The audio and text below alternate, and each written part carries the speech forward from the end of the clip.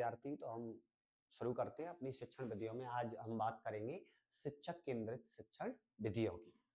शिक्षक केंद्रित शिक्षण विधि, शिक्षक केंद्रित शिक्षण विधि।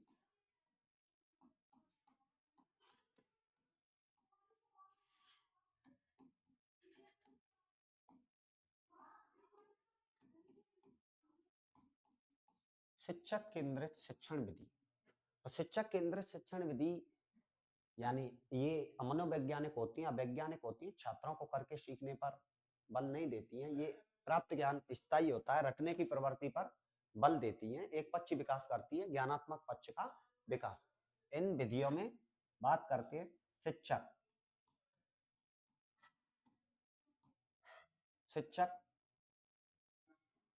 सक्रिय व प्रधान, इन विधियों में सक्रिय व प्रधान शिक्षक होगा, सक्रिय व प्रधान शिक्षक होगा। छात्र निष्क्रिय व गौण होगा, छात्र निष्क्रिय व गौण होगा, छात्र निष्क्रिय व गौण होता है। ये विधि अमनोवैज्ञानिक विधि है, ये अमनोवैज्ञानिक या अवैज्ञानिक होती है, अमनोवैज्ञानिक या अवैज्ञानिक होती है। और ये एक पक्षीय विकास करती है, एक पक्षीय विकास, एक पक्षीय विकास, एक पक्षीय विकास ज्ञानात्मक पक्ष का विकास करती है, ज्ञानात्मक पक्ष का विकास करती है, केवल ज्ञानात्मक पक्ष का विकास करती है। तो प्राप्त ज्ञान इन विधियों से अस्थायी होता है, अस्थायी होता है। मनोवैज्ञानिक विधि है कौन सी? नंबर 1 पाठ्यपुस्तक शिक्षण विधि, पाठ्यपुस्तक शिक्षण विधि,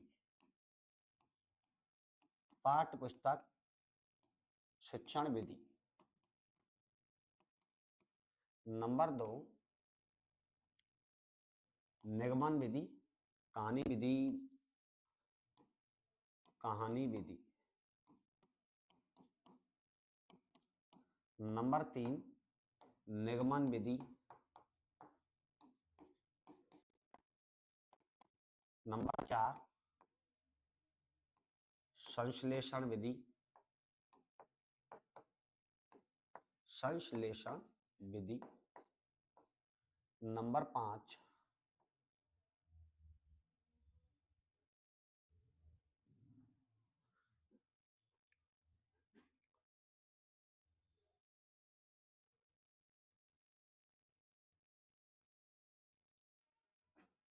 हाँ तो देखो, नंबर 1 पाठ्य पुस्तक शिक्षण विधि, नंबर 2 कहानी विधि, नंबर 3 निगमन विधि और नंबर 4 संश्लेषण विधि।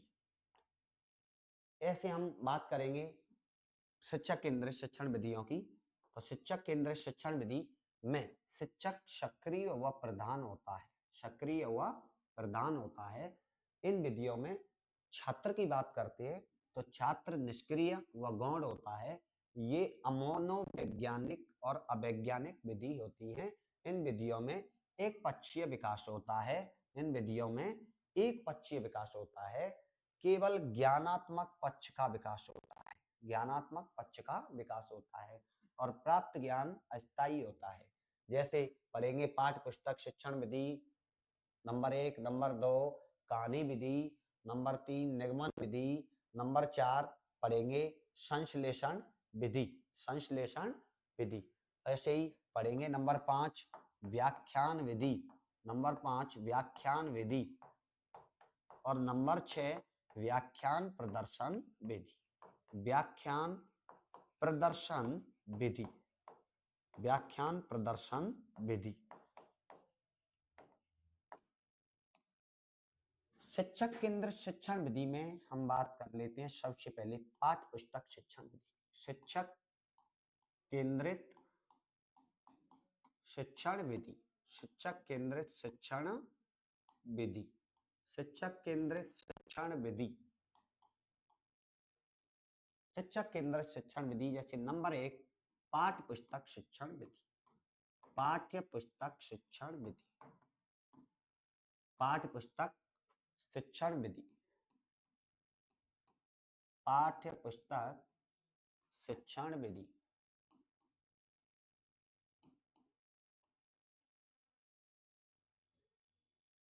पाठ्य पुस्तक शिक्षण विधि, टेक्स्ट बुक,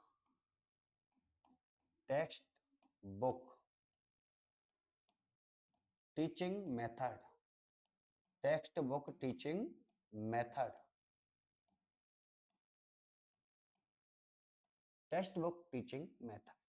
पाठ्य पुस्तक शिक्षण विधि या इंग्लिश में बोलते हैं टेक्स्ट बुक टीचिंग मेथड। इस विधि में अपन बात करते हैं पाठ्य पुस्तक शिक्षण विधि में, ये शिक्षण प्रक्रिया की प्राचीन एवं परंपरागत विधि है। प्राचीन एवं परंपरागत विधि है, प्राचीन एवं परंपरागत विधि है। ये शिक्षण प्रक्रिया की प्राचीन एवं परंपरागत विधि है। बात करते हैं इन विधियों के माध्यम से, ये शिक्षण विधि इनमें क्या करता है, शिक्षक इन्हें इन विधियों में, इन विधि के इस विधि के माध्यम से, इस विधि के माध्यम से, विधि के माध्यम से, माध्यम से शिक्षक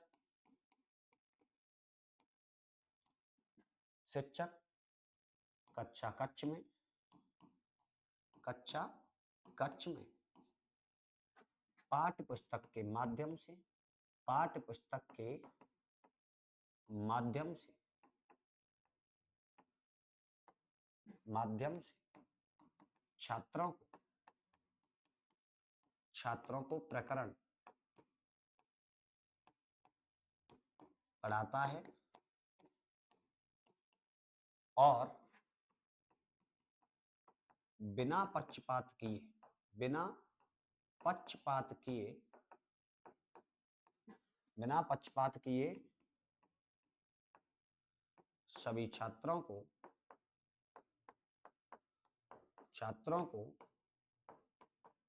समान रूप से सीखने के अवसर देता है, सीखने के अवसर देता है।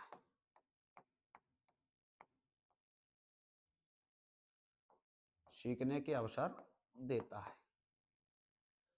पाठ्य पुस्तक शिक्षण विधि या टेक्स्ट बुक टीचिंग मेथड, ये शिक्षण प्रक्रिया की प्राचीन एवं परंपरागत विधि है। इस विधि के माध्यम से शिक्षक कक्षा कक्ष में, शिक्षक कक्षा कक्ष में पाठ्य पुस्तक के माध्यम से प्रकरण को पढ़ाता है और बिना पक्षपात किए सभी छात्रों को समान रूप से सीखने के अवसर देता है। बात करते हैं आगे की कि पाठ्य पुस्तक शिक्षण विधि को वर्णन प्रणाली के आधार पर 4 भागों में वर्गीकृत किया गया है। पाठ्य पुस्तक शिक्षण विधि को, पाठ्य पुस्तक शिक्षण विधि को, शिक्षण विधि को वर्णन प्रणाली के आधार पर, वर्णन प्रणाली के आधार पर, वर्णन प्रणाली के आधार पर 4 भागों में वर्गीकृत किया गया है। 4 भागों में वर्गीकृत किया गया है। 4 किया गया है।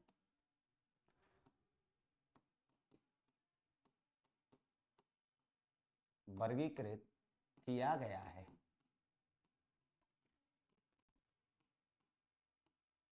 किया गया है। जैसे जो 4 भाग हैं वो कौन कौन से हैं? नंबर 1 स्मृतिकरण, स्मृतिकरण,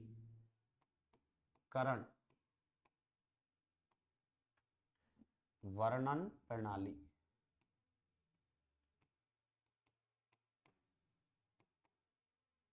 नंबर 2 व्याख्या,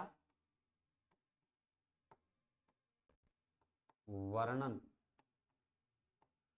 विश्लेषण, विश्लेषण, व्याख्या, वर्णन, विश्लेषण, वर्णन प्रणाली। नंबर 3 शिक्षक छात्र, नंबर 3 शिक्षक छात्र पाठ्य पुस्तक, शिक्षक छात्र पाठ्य पुस्तक,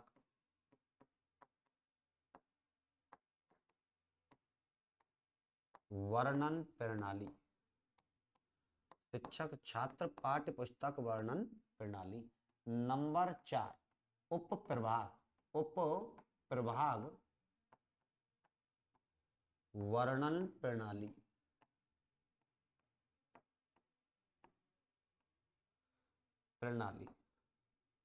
उप प्रभाग वर्णन प्रणाली, यानी पाठ्यक्रम संपूर्ण पाठ्यक्रम को उप प्रभाग वर्णन प्रणाली का जो शाब्दिक अर्थ है संपूर्ण पाठ्यक्रम को छोटे छोटे खंडों में बांटना, छोटे छोटे खंडों में बांटना,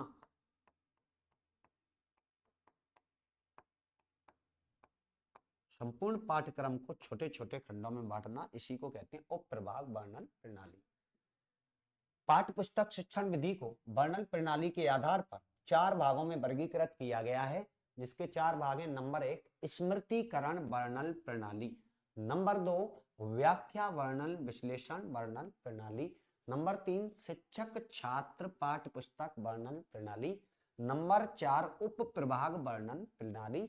उप प्रभाग का शाब्दिक अर्थ संपूर्ण पाठ्यक्रम को छोटे छोटे खंडों में बांटना। प्रश्न पूछ लिया जाता है प्यारे विद्यार्थियों कि पाठ्य पुस्तक शिक्षण विधि का उप प्रभाग प्रणाली के अंतर्गत भाग नहीं है। पूछा जाए आपको शिक्षक छात्र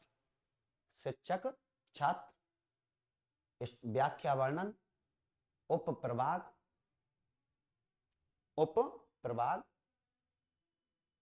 और व्याकरण माध्यम, तो आंसर क्या होगा? व्याकरण माध्यम।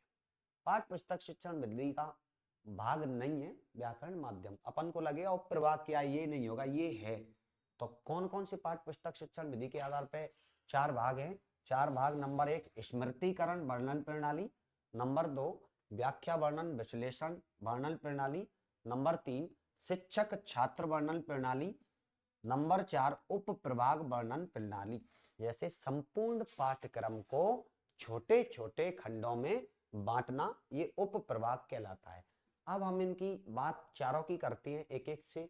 उप प्रभाग वर्णन प्रणाली, व्याख्या वर्णन और शिक्षक छात्र, व्याख्या वर्णन और स्मृतिकरण, इन चारों की।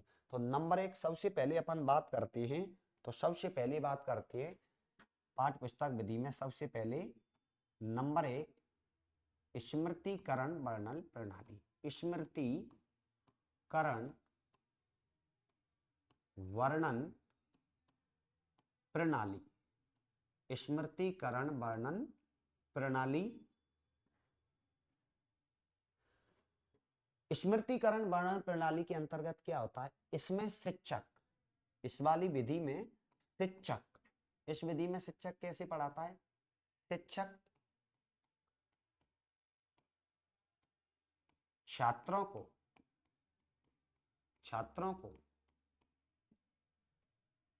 पाठ्य पुस्तक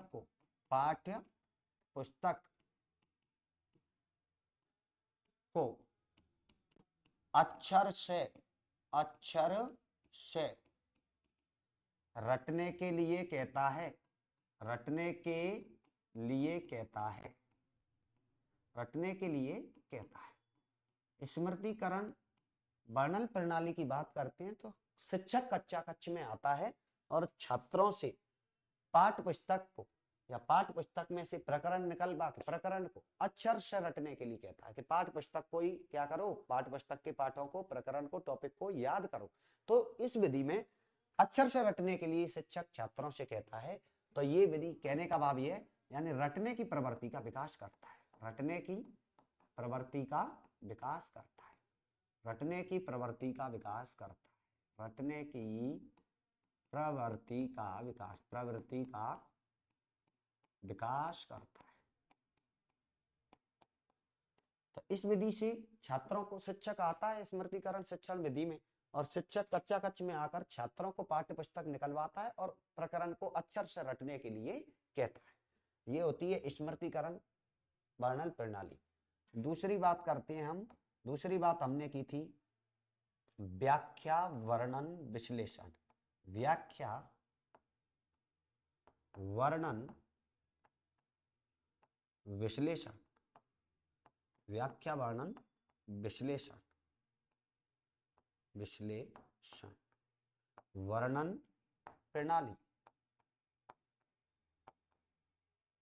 वर्णन प्रणाली। इसमें शिक्षक कक्षा कक्ष में आएगा, शिक्षक इस विधि के माध्यम से क्या होता है, इस विधि में कैसे पढ़ाता है शिक्षक, शिक्षक कक्षा कक्ष में आता है, कक्षा कक्ष में, कक्षा कक्ष में आता है, आता है और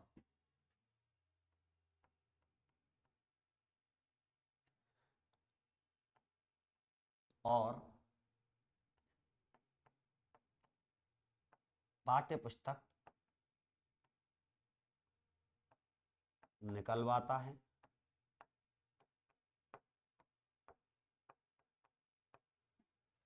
और कहता है, और कहता है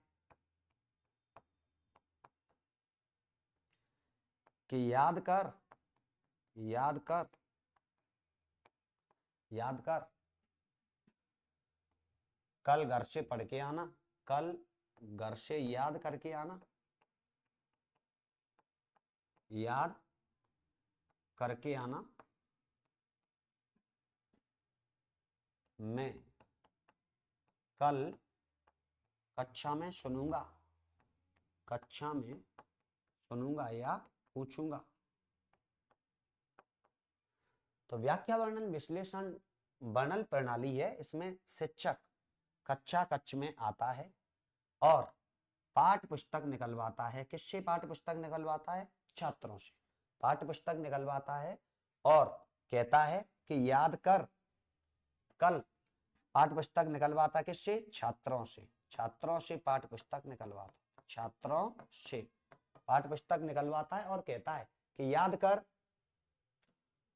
कक्षा में पढ़, याद कर, घर से याद करके आना, कल मैं कक्षा में सुनूंगा या कल मैं कक्षा में पूछूंगा। तो देखो स्मृतिकरण वर्णन प्रणाली में तो क्या होता है, शिक्षक कक्षा कक्ष में आता है, छात्रों को पाठ्य पुस्तक को अक्षर से रटने के लिए कहता है। ये रटने की प्रवृत्ति पर बल देती है स्मृतिकरण वर्णन प्रणाली। व्याख्या वर्णन विश्लेषण वर्णन प्रणाली में क्या होता है, शिक्षक कक्षा कक्ष में आता है, छात्रों को पाठ्य पुस्तक निकालने के लिए कहता है और कहता है कि याद कर, कक्षा में पढ़, कल घर से याद करके आना, मैं कल पूछूंगा, यानी दूसरे दिन आपको पूछूंगा, सुनूंगा या पूछूंगा। इसके बाद में जो तीसरा भाग है वो है शिक्षक छात्र, शिक्षक छात्र, शिक्षक छात्र पाठ्य पुस्तक, पाठ्य पुस्तक पाठ्य पुस्तक वर्णन प्रणाली, वर्णन प्रणाली। इस विधि में शिक्षक और छात्र, शिक्षक और छात्र, शिक्षक और छात्र दोनों ही अपने घर से पढ़ के आते हैं, दोनों ही अपने अपने घर, अपने अपने घर से घर पर स्वाध्याय करते हैं, स्वाध्याय करते हैं और दूसरे दिन शिक्षक, दूसरे दिन शिक्षक और दूसरे दिन शिक्षक छात्रों को पाठ्य पुस्तक से प्रश्न पूछता है, प्रश्न पूछता है।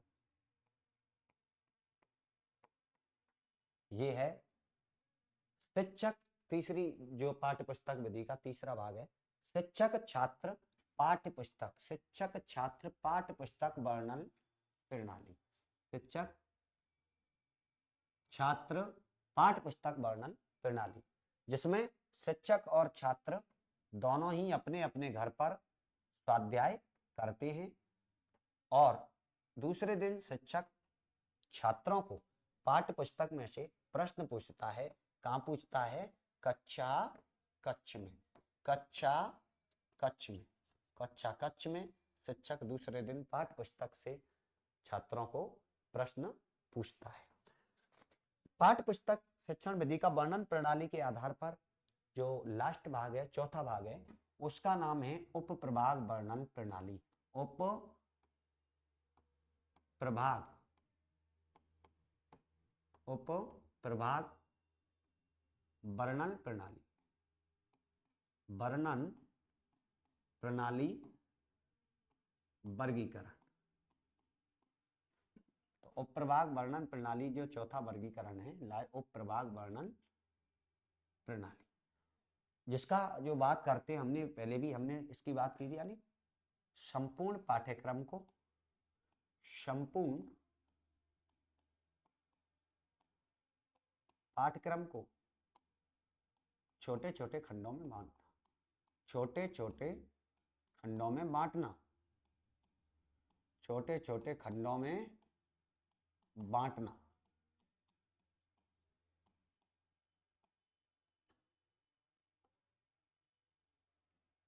उप प्रभाग वर्णन प्रणाली वर्गीकरण, संपूर्ण पाठ्यक्रम को छोटे छोटे खंडों में बांटना। इसमें क्या होता है कि शिक्षक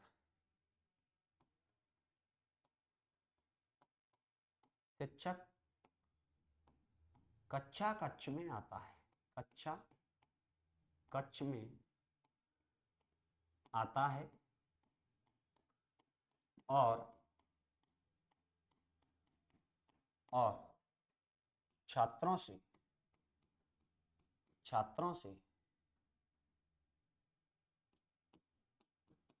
पाठ्य पुस्तक निकालने के लिए कहता है, पाठ्य पुस्तक निकालने के लिए कहता है।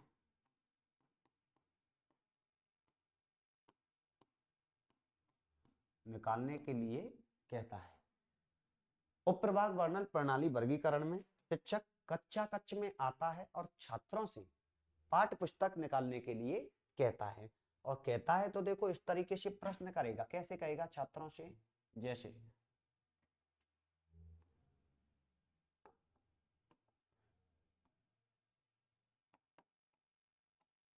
तू पढ़ मैं सुनूं, तू पढ़ मैं सुनूं, मैं पढ़ूं तू सुन और तुझे मैं समझाऊं, तुझे मैं समझाऊं,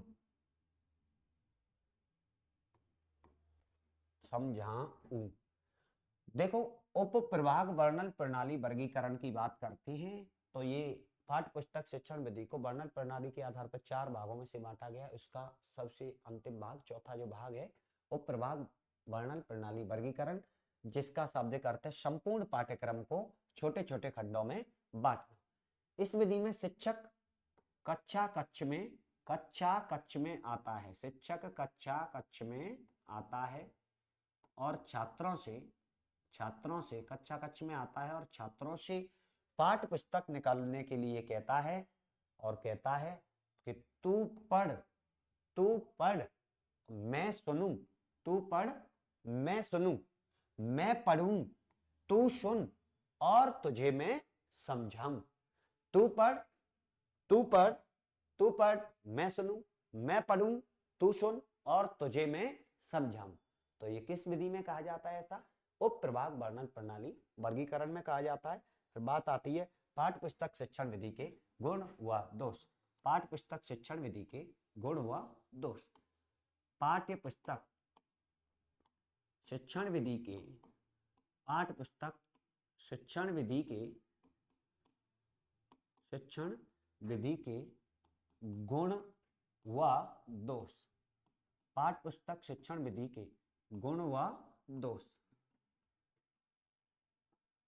पाठ्य पुस्तक शिक्षण विधि के गुण व दोष। तो इधर पाठ्य पुस्तक शिक्षण विधि के गुण और पाठ्य पुस्तक शिक्षण विधि के दोष।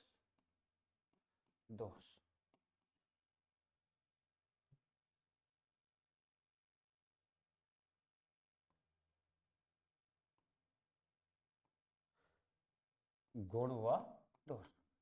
तो पाठ्य पुस्तक शिक्षण विधि के गुण व दोष कौन कौन से हैं?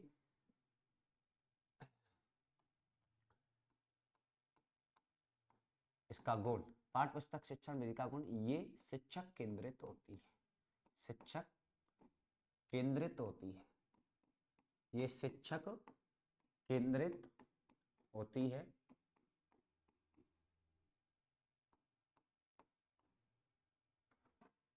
ये पक्षपात रहित होती है। पक्षपात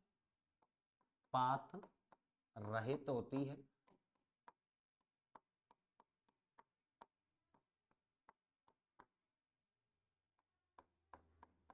सही समय पर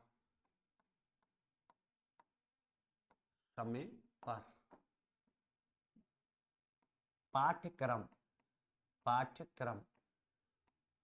पूर्ण कराने में सहायक है। पूर्ण कराने में सहायक होती है। सहायक होती है।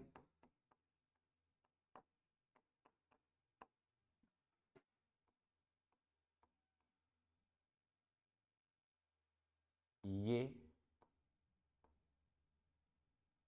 मितव्ययी होती है। मितव्ययी। ये मितव्ययी होती है।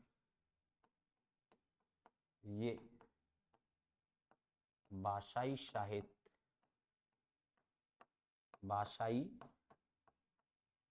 साहित्य के लिए उपयोगी है। ये भाषाई साहित्य को पढ़ाने के लिए उपयोगी है।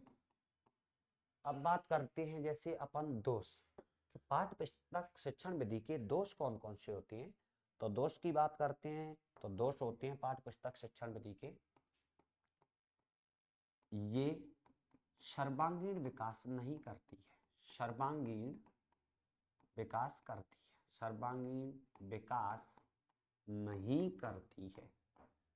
सर्वांगीण विकास नहीं करती है, क्योंकि पाठ्य पुस्तक शिक्षण विधि है वो केवल ज्ञानात्मक पक्ष का विकास करती है, एक पक्ष का विकास करती है, सर्वांगीण विकास नहीं करती है। ये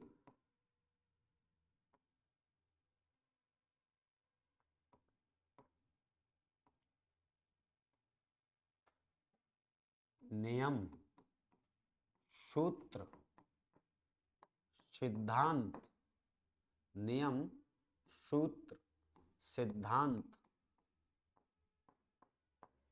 व प्रायोगिक विषयों के लिए उपयोगी नहीं है। प्रायोगिक विषयों के लिए उपयोगी नहीं है। उपयोगी नहीं है। नहीं है। अब नियम, सूत्र, सिद्धांत और प्रायोगिक विषय के लिए उपयोगी नहीं है, तो इसका एक दोष हो जाएगा कि प्रतिभाशाली बालक बालिकाओं के लिए उपयोगी नहीं है। ये प्रतिभाशाली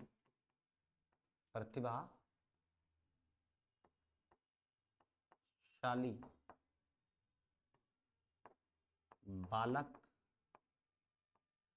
बालिकाओं के लिए उपयोगी नहीं है, के लिए उपयोगी नहीं है। नहीं। तो अब देखो पाठ्य पुस्तक शिक्षण विधि के गुण और दोष।